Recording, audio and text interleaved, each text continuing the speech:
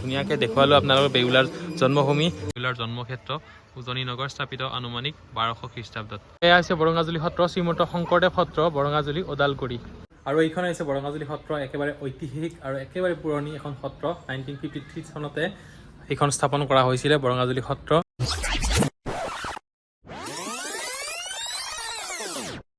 Good morning guys. ৰাতিপুৱাই খালী বাল্টিং চাব নাপায়, সেইটো কাৰণে ইয়াক ভৰ্তি কৰি দিয়া হ'ব।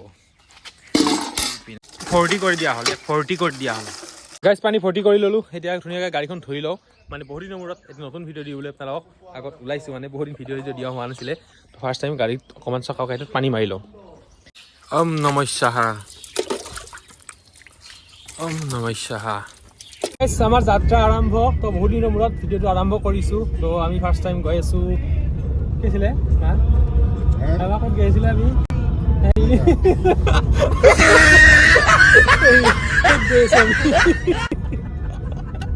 আমি সেইত গৈ আছোঁ, মানে আমি গৈ আছোঁ ফাৰ্ষ্ট টাইম হৰিচিঙা, তাৰপিছত গৈ আছোঁ আমি বৰঙাজুলি সত্ৰ। তো বৰঙাজুলি সত্ৰ এই জাৰ্ণিটো আপোনালোকে দেখা পাব।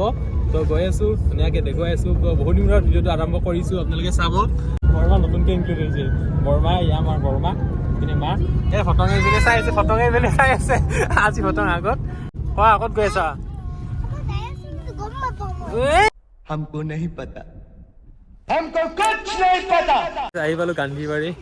গান্ধীবাৰী মানে ইয়াতে আমাৰ পিতাই মানে আগৰ কৰ্মস্থলী, গান্ধীবাৰী আউটপোষ্ট এইখন, গান্ধীবাৰী থানা। তো বাবা ইয়াতে কৰ্মৰত আছিল। তো ইয়াতে আমি ৰাতিপুৱা আকৌ খাই অহা নাই, তো ইয়াতে চিনাকি দোকান আছে, ইয়াতে খাই বৈ লৈ যাওঁ। ৰঞ্জিতৰ দোকানত আমি গৰম গৰম পুৰি খাওঁ এতিয়া। এই গৰম গৰম পুৰি, একদম পুৰণা দোকান এইখন, আমাৰ চিনাকি দোকান। এতিয়া গৰম গৰম পুৰি খাই লওঁ। ৰঞ্জিতা কি খবৰ? খবৰ ভাল।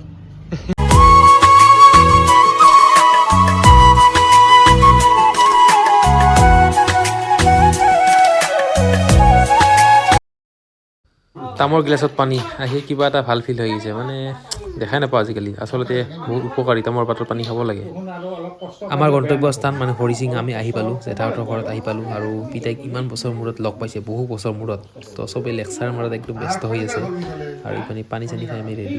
তো দেখুৱাই আছোঁ। একদম পুৰণি আলহী ঘৰ, মানে ফাৰ্ষ্ট আহিছোঁ হৰিচিঙা। চবৰ তাতে সোমাই আহিছোঁ, সেইখিনি বাটত দুটা জেঠা আহি পেলাই এটা একদম পুৰণি আপুৰুগীয়া সম্পদ বুলি ক'ব লাগিব। আপোনালোকক দেখুৱাই আছোঁ মই। সেইপিনে চাওক, এইটো VCD, এইটো টেপ, এইটো ডাবুল, এইটো গান বজাইছিলোঁ যে আমি, লগতে এইটো এটা ফিলিপছৰ। এই বস্তুটো আপোনালোকে ফিল কৰিব, চাব দে, পুৰণাসকলে গম পায় আৰু এই ফিলটো। চাওক ধুনীয়াকৈ এনেকৈ আনি পেলাই কেছেটখন সোমাই দিয়া আৰু গান বজোৱা। একদম সেই দিনবিলাক একদম আচৰিত দিন আছিল, বহুত ভাল লগা দিন আছিল। সেইপিনে দেখুৱাই আছোঁ আপোনালোকে, চাওক কেছেটবিলাক চাওক, গামোচা। আকাশত উৰিলে আকাশী জান, গামোচাতে লিখি থলো তোমাৰ নাম, বগীতৰা। ফুলত যদি ভোমোৰা নুৰে, মই যদি কাষলে নাহো, তুমি কৰানে অভিমান, বগীতৰা বগীতৰা। যৌৱনে আমনি কৰে। আগলি বাহৰে গগনা বজায়, লাহিক মন পুৰণীয়া জোনা ভৰে বন।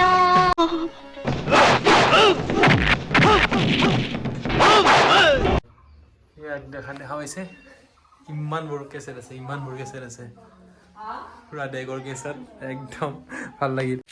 গাইছ, এই ফিলটো মানে আপোনালোকক মই বুজাব নোৱাৰোঁ। বেলেগ এটা ফিল, বেলেগ এটা অনুভৱ, বেলেগ এটা মৰম আদৰ তেওঁলোকৰ। বিৰাট ভাল লাগিছে আৰু গৈ মানে আপোনালোক বুজাব নোৱাৰোঁ। যদি ক'ৰবাত গৈছে আপোনালোকে এনেকুৱা পাইছে, তো ফিল কৰিছে আপোনালোকে নিশ্চয়। গাইছ, আহি কিন্তু বিৰাট ভাল লাগিছে, সেনেমা মজা লাগিছে একদম, বিৰাট আফচোচ। আৰু পৰিৱেশ বিৰাট ধুনীয়া পৰিৱেশ, সম্পূৰ্ণ ভাল লাগিছে। চাওক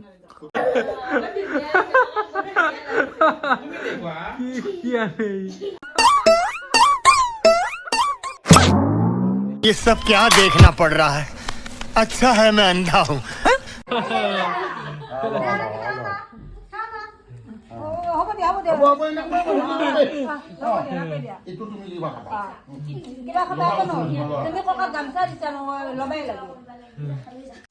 মামে কি মামে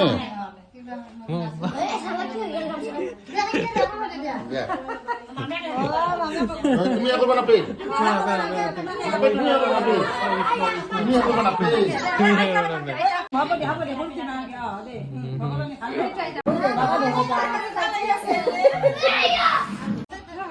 দুখন গামোচা এখনে দুখন গামোচা বোলো দুখন গামোচা ইয়াত আহি সঁচাকৈ বহুত বেছি ভাল লাগিছে আৰু ইমান ধুনীয়া পৰিৱেশ ঘৰত আহি পেলাই ইমানখিনি সন্মান পাইছোঁ মানে মানুহখিনিৰ পৰা দেখা পাইছে গাইজ ইমান মৰম আদৰ সাদৰ তেওঁলোকৰ ফালৰ পৰা প্ৰায় পিতাই 20-25 বছৰৰ পিছত তেওঁলোকৰ তাত গৈছে মানে হৰিচিঙাত গৈছে যিমানখিনি আলহী অতিথি আছে চবৰ তাত গৈছোঁ আমি চবৰে পৰা বিৰাটেই বেছি মৰম আৰু আদৰ তো বিৰাট ভাল লাগিছে সেইটো কাৰণে সাঁচি ৰখাৰ কাৰণে এনেকৈ ৰাখি থৈছোঁ ভিডিঅ'টো তো গাইজ আজি আছোঁ মই বৰ্তমান হৰিচিঙাত আছোঁ মই হৰিচিঙাত ইপিনে পিতাই বহি আছে আলহীৰ ঘৰত আছিলোঁ আমি যোৱাকালিতে আহিছিলোঁ যোৱাকালিত আহি ইয়াতে 1 নাইট ষ্টে কৰিলোঁ আৰু আজি ইয়াৰ পৰা মই ব্লগটো ধুনীয়াকৈ ষ্টাৰ্ট কৰিছোঁ আজি আমি গৈ আছোঁ এটা ধৰ্মমূলক স্থান সেয়া হৈছে বেউলা জন্মভূমি ইয়াৰ পৰা বেছি দূৰ নহয় অলপমান দূৰ মানে 5-6 কিলোমিটাৰ আমি য'ত আছোঁ তাৰ পৰা 5-6 কিলোমিটাৰ দূৰত হ'ব ট্ৰেইন ষ্টেচনৰ কিনাৰতে আমি আছোঁ আৰু ইয়াৰ পৰা আমি নেক্সট যাম বৰঙাজুলি সত্ৰ তাৰপিছত আমি ঘৰমুৱা হ'ম তো দেখুৱাই আছোঁ আজি ধুনীয়া এটা ব্লগ হ'ব ধৰ্মমূলক স্থানত যাম দেখুৱাম বঢ়িয়াকৈ আপোনালোকে ভিডিঅ'টো শেষলৈকে চাব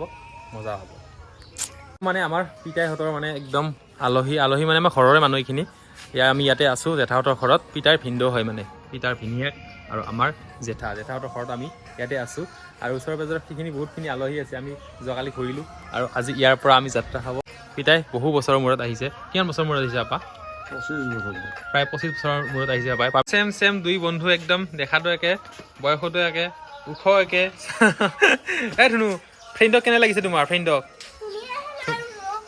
মস্তা ন মস্তি ন ফ্ৰেণ্ড মস্তি ন একদম ট্ৰেডিশ্যনেল ড্ৰেছত সকলোৱে মিলি পেলাই যাব ওলাইছোঁ ৰেডি ইপিনে এয়া চাওক এওঁলোকৰ ফেমিলি এইটো বৌদি আমি চব ৰেডি এতিয়া আমি গৈ আছোঁ এটা হিষ্টৰিকেল ঠাই বুলি ক'ব লাগিব আৰু হৰিচিঙা নামটো কিয় হ'ল আমাৰ জেঠাৰ মুখেৰে ধুনীয়াকৈ আপোনালোকক শুনাম পালোঁ মুক্তেশ্বৰ দেৱালয় সেইপিনে দেখা পাইছে আপোনালোকে ঐতিহাসিক শ্ৰী মুক্তেশ্বৰ দেৱালয় প্ৰথমবাৰ আহিছোঁ ইয়াতে দেখা পাইছে আপোনাৰ লিখা আছে ধুনীয়াকৈ সতী বেউলাৰ জন্মক্ষেত্ৰ উজনি নগৰ স্থাপিত আনুমানিক 1200 খ্ৰীষ্টাব্দত আনুমানিক লিখা আছে ইয়াতে ইমান ওচৰতে আচলতে মই গমেই পোৱা নাছিলোঁ যে ইয়াত বেউলাৰ জন্মস্থান গমেই পোৱা নাছিলোঁ তো আজি এই স্থানখিনি আপোনালোকক ধুনীয়াকৈ মই দেখুৱাওঁ তো ভিতৰত এতিয়া প্ৰৱেশ কৰোঁ এয়া মন্দিৰ ভাগ আছে দেখুৱাই আছোঁ আপোনালোকক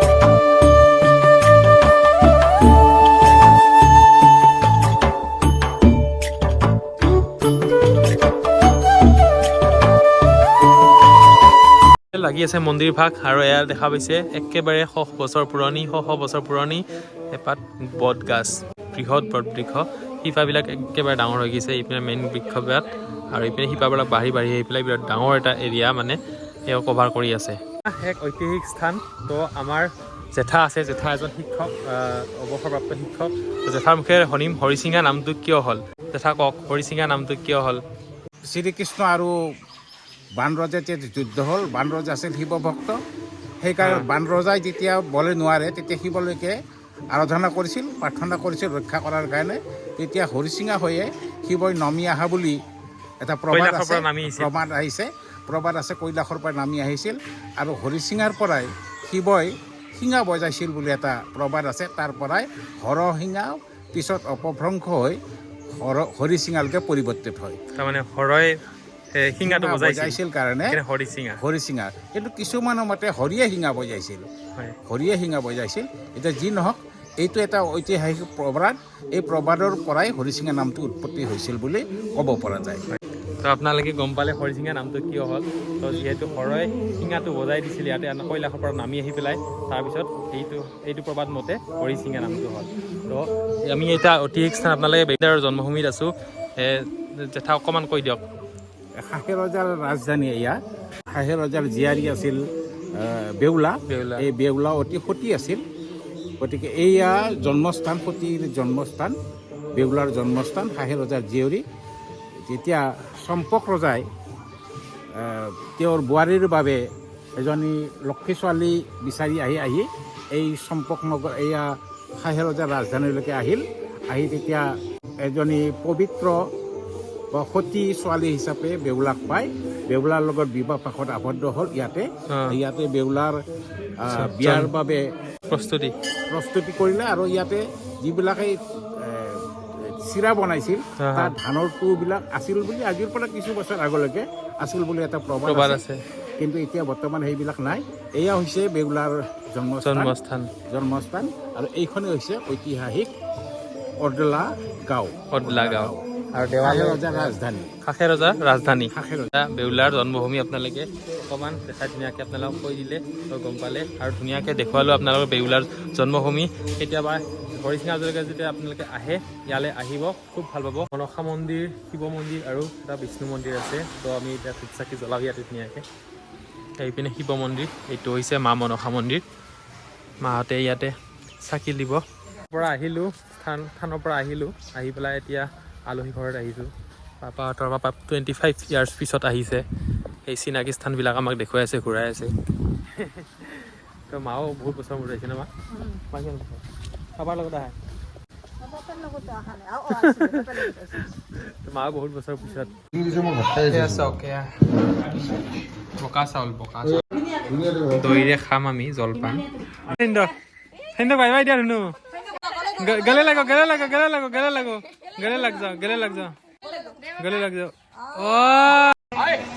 যাও।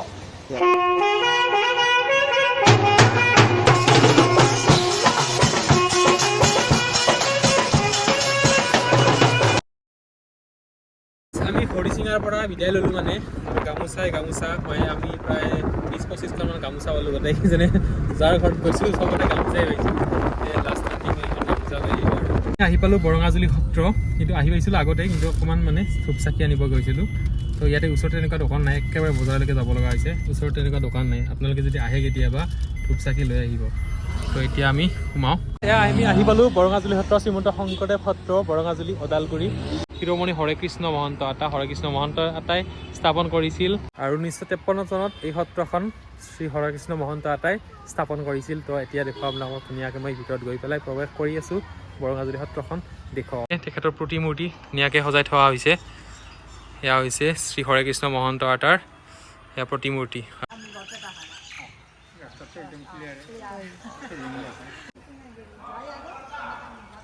আৰু এয়া হৈছে সত্ৰৰ ভিতৰৰ পৰিৱেশ আৰু এয়া হৈছে বৰঙাজুলি সত্ৰ। আৰু আপোনালোকে গমেই পায় বৰ্তমান ইয়াৰ সত্ৰাধিকাৰ হৈছে বড়ো জনগোষ্ঠীৰ প্ৰথমজন সত্ৰাধিকাৰ নিৰঞ্জন বড়োদেৱ, তেখেত আছে। এই আপোনালোক ভিতৰত গৈ পেলাই ধুনীয়াকৈ দেখুৱাই আছোঁ। ইয়াত মহিলা প্ৰৱেশ কৰিব পাৰি, আমাৰ কীৰ্তনঘৰত নোৱাৰি, কিন্তু ইয়াতে তিৰোতা মানুহ প্ৰৱেশ কৰিব পাৰি। কৃষ্ণ কৃষ্ণ মাহঁত আছে।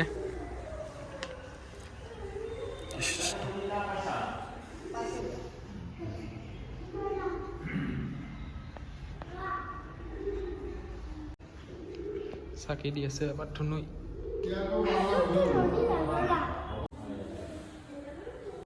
কৃষ্ণ কৃষ্ণ কৃষ্ণ কৃষ্ণ। এয়া সত্ৰৰ ভিতৰ ভাগ আৰু এয়া বাপজনা নিৰঞ্জন বাপদেৱ। আমি সকলো ইয়াতে আশীৰ্বাদ ল'লোঁ, সেৱা ল'লোঁ। আৰু এইখন হৈছে বৰঙাজুলি সত্ৰ, একেবাৰে ঐতিহাসিক আৰু একেবাৰে পুৰণি এখন সত্ৰ। 1953 চনতে এইখন স্থাপন কৰা হৈছিলে বৰঙাজুলি সত্ৰ। আৰু বৰ্তমান ইয়াৰ সত্ৰাধিকাৰ আপোনালোকে দেখা পালে, দেখুৱালোঁ আপোনালোকক। প্ৰথমজন বড়ো জনগোষ্ঠীৰ সত্ৰাধিকাৰ নিৰঞ্জন বড়ো বাপ আপোনালোকক দেখুৱালোঁ। আৰু আহি পেলাই খুব ভাল লাগিছে, একেবাৰে সীমান্তৰ ওচৰত লাগি থকা এখন সত্ৰ। আপোনালোকে কেতিয়াবা আহিব, ইয়াত আহি পেলাই পৰিৱেশটো খুব ধুনীয়া, ভাল পাব আহি পেলাই। ভাল লাগিছে সত্ৰখনত আহি পেলাই, বহুত বেছি ভাল লাগিছে। আৰু আমাৰ পিতাই কেৱল ফটো উঠাত ব্যস্ত।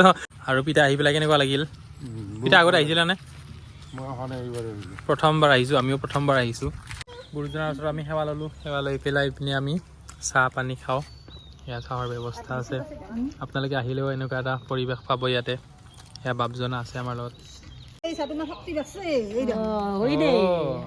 কৰ চাই গৈছে ধুনু, কৰ চাই গৈছে ধুনু।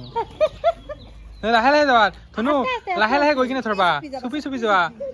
তোমাৰ সেনে খেতি নহয়, তুমি একদম লাহে লাহে যাবা। এনেকে মেকুৰীৰ নিচিনা, তুমিতো মেকুৰীয়ে না। আহি পেলাই খুব বেছি ভাল লাগিছে, যথেষ্ট ভাল লাগিছে। আৰু তেখেতে ইমান ধুনীয়াকৈ সেই কৰিছে, আমাক আপ্যায়ন কৰিছে, বহুত বেছি ভাল লাগিছে। আৰু তেখেত খুব ভাল মানুহ, আপোনালোকে কেতিয়াবা আহিব, খুব বেছি ভাল পাব। আৰু ৰাতিপুৱা ভাগতে যদি আমি আহিলোঁ ইয়াতে ভাত পানী খাই পেলাই আমি নিৰামিষ আহাৰ গ্ৰহণ কৰি যাব পাৰিলোঁ, তেখেতে কৈ আছে। তো আমি আকৌ নেক্সট আহিম, তেওঁ ফোন নম্বৰটো আমাক দি পঠাইছে। আৰু খুব ভাল মানুহ, আপোনালোকেও আহি পেলাই খুব বেছি ভাল পাব। এতিয়া আমি সত্ৰৰ পৰা ওলালোঁ আৰু এতিয়া গৈ আছোঁ, আমি ঘৰমুৱা হৈ আছোঁ। আৰু আমি তামোলপুৰত এবাৰ ৰম মানে ক'ত ৰম মা আইতাহঁতৰ ঘৰত ৰম আমি তামোল পৰা আইতাহঁতৰ ঘৰ আছে মাৰ পেহীয়েক চৰি মাহী মাৰ মাহীয়েক আইতাহঁতৰ ঘৰত সোমাম ভাত পানী খাই একদম ঘৰত যাম এতিয়া আমাৰ ফটোশ্বুট চলিব মানে চাহ বাগিচাৰ মাজত কেইকপিমান ফটো উঠো এতিয়া চাহপাত ছিঙি আছে চাহপাত বঢ়িয়াকৈ এইকেইটা লৈ পেলাই আমাৰ ঘৰত গৈ মানে শুকালি হ'ল অঁ চাহ বনাই খাম ঘৰত গৈ ডিফেণ্ড কৰিডৰ হাতী অহা যোৱা কৰা বাট এইটো তো অকণমান সাৱধান হ'ব লাগিব পিতাই ক'ত উঠে ফটো চাচোন পিতাই ক'ত ফটো উঠে একদম জংঘলত গৈছে ফটো উঠাৰ কাৰণে দেই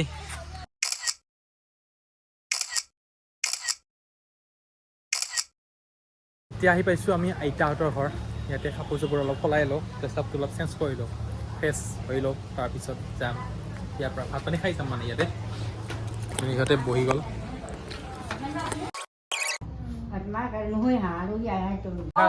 ৰাতিৰ সাজ আমাৰ তামোলবোৰ আইতাহঁতৰ তাত এইপিনে আইতাই মাংস লৈ আহিছে চাওক এইপিনে মাংস লৈ আহিছে আইতাই এইপিনে ধুনীয়াকৈ খানা ৰেডি আমাৰ চবে খাই আছোঁ নবিতে তো খাই মেলি আমি ইয়াৰ পৰা ৰাওনা হ'ম একদম ঘৰ